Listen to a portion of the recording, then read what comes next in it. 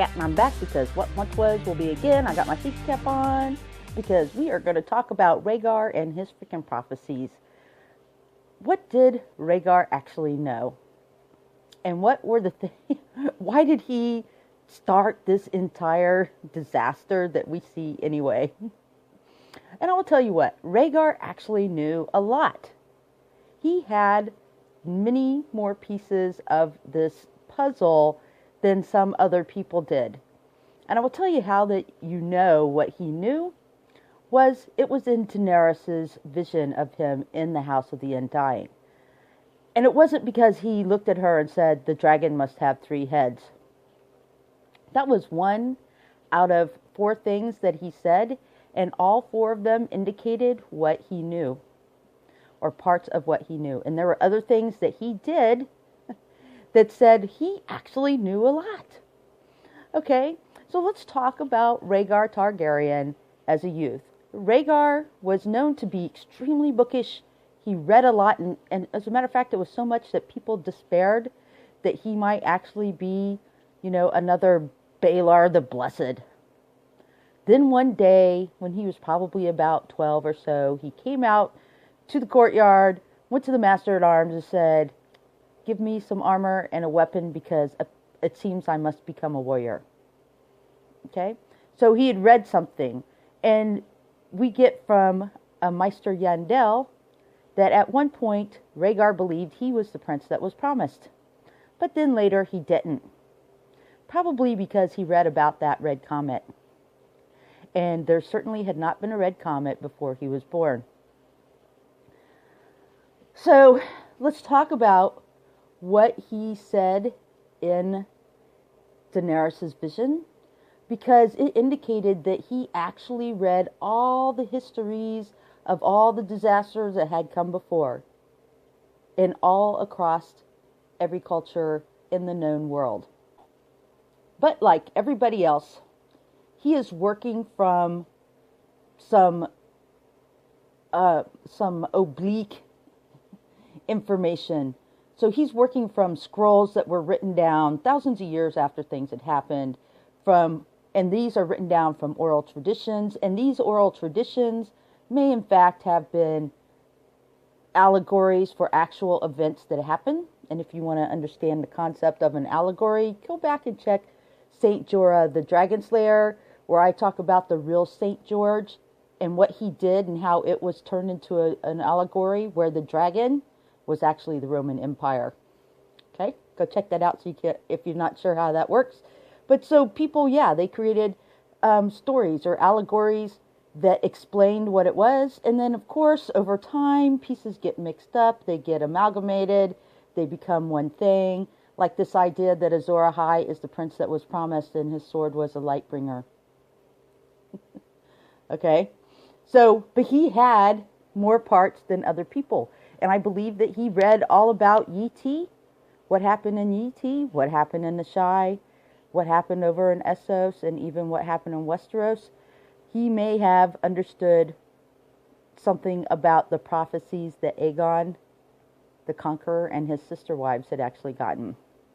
So in Daenerys' vision, while she's in the House of the Undying, we see Rhaegar Targaryen in a room with a woman holding a child.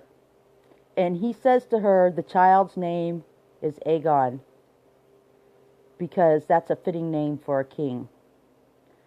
So right there, he's naming his son after Aegon the Conqueror. Why is he naming his son after Aegon the Conqueror? Because he had actually heard the story from Maester Yandel about how Aegon the Conqueror and his 2 sister wives actually came to Westeros because they believed that they were going to save mankind from doom and that where they needed to be was Westeros. They believed, in fact, that they were the 3 dragons. And you get that later when Daenerys is talking to Jorah about this vision. He goes, oh, the dragon with 3 heads. That's Aegon and his 2 sister wives. They were the 3 heads of the dragon. Okay? Now, some of the other Meisters, like Meister Barth, are like, no, They didn't come here because they got a prophecy, because they came here, because it was the thing to do. Veni, vidi, vici. I came, I saw, I conquered. But if we remember the story about the Targaryens in the first place, is that one of the reasons they were one of the last families of the Dragon Lords from Valyria is because the daughter Daenerys had a vision that said they needed to leave Valyria because the Great Doom was coming, and sure enough, 12 years later, boom, there was no more Valyria. It's now just like the Smoking Sea and a bunch of broken islands. So sure, they probably did work off of a vision as well, and Rhaegar certainly believed that, which is why he named his son Aegon, because Aegon and his two sister wives believed that the savior or prince that was promised, or person that needed to be one of the people anyways, would come from their line. All right, so what else did Rhaegar say in Daenerys' vision? He said probably one of the most important things that really gave it away, what he had actually read somewhere. And that is when his wife says to him, will you make him a song? And he says he already has a song. It's a song of ice and fire. Now, I think that most people look at that and think, well, look, see, that's where we get the title of this series from. No. Yes, but no. Rhaegar didn't coin that phrase. He actually read that about something that had happened in Essos. All across these other events,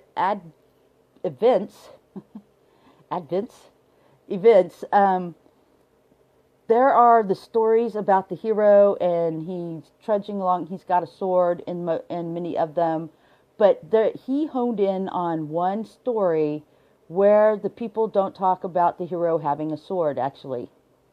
He honed in on the story that happened in Essos, where the hero is said to have taught the people a song of ice and fire. So Rhaegar did not coin that phrase. He read that in a history of these events. And then, of course, he says he's the prince that was promised. Obviously, he read that from the Azor Ahai stories, which we believe are an Ashai. Are from Ashai. That's the hero from the Ashai adventures. Then of course, he says the dragon must have 3 heads. And he may have gotten that from Aegon, the idea of Aegon and his 2 sister wives. Why did he believe they all 3 needed to come? Because it actually had to come from their line. Okay? So, he knew a lot. But he also understood, though, I believe, what a song of ice and fire is. And it's the thing I've been talking about throughout the series of ice and fire. What is a song of ice and fire? Well, a song is something that's created through harmony. Of course Rhaegar got it. He played a harp. Anybody who played a harp and created music understood this concept of the blending of notes to create a song. Okay, so I also believe that he understood possibly where the Valyrians originated from, because the Valyrians did not originate from Valyria. He may have actually got the concept that this thing that happened 8,000 years ago may not have even been the first time that something happened. That there might have even been a time before. Because if you look at the history of Yi Ti, where we see in Yi Ti that the first origination story is in fact that the lion of the night mated with the maiden maid of light. And from them was born the Pearl Emperor, who ruled for 10,000 years over the Empire of the Dawn.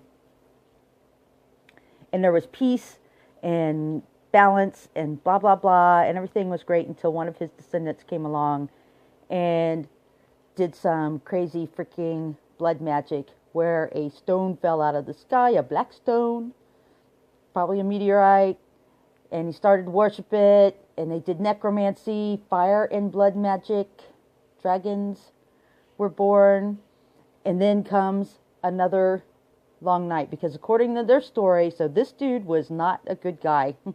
The blood magic and the fire and all the stuff you see those freaking red priestesses doing. The maiden maid of light turned her back on the world, and the lion of the night roared out of the north and almost destroyed mankind. Until, the hero came along. And in Ashai, it's Azor Ahai with his flaming sword and the Lightbringer that they believe pushed it back. But in Essos, they learned to sing the song of ice and fire. Okay. So in case you hadn't sorted that out, that the fire people that were going against the lion of the night weren't necessarily in the beginning the good people. Right?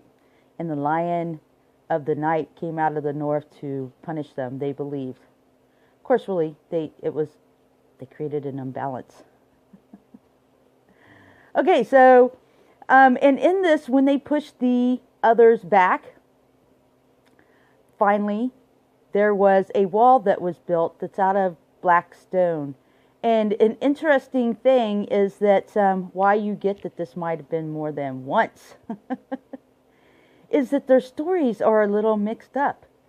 There are some that say that that black wall with its fortresses that seems to be one stone was actually built by the the Pearl Emperor, long before the events underneath the Bloodstone Emperor some 10,000 years later. And then you get the story that maybe the Valyrians helped to make this wall. But if this thing happened 8,000 years ago, then, and Valyria didn't exist until 5,000 years ago, how did the Valyrians help build this wall? And those Valyrian shepherds who wandered across Essos, when they found the dragon eggs, how did they know what they were supposed to do with them? So, I want you to think about that. This is all the things that Rhaegar knew, but he had a few problems because he was obviously wrong a couple times. He was wrong about one when he thought he was the prince that was promised, and he was obviously wrong about his son Aegon being the prince that was promised because he got his brain smashed out against the wall. All right, and Aegon and Rhaegar, in fact, may have precipitated events that might not have happened whatsoever because he thought he was following a prophecy. Now, we're going to come back about that. We're going to talk about Rhaegar and Lyanna in the next one before we get to the prince that was promised. Thank you very much. Hit the like button. Talk to you later.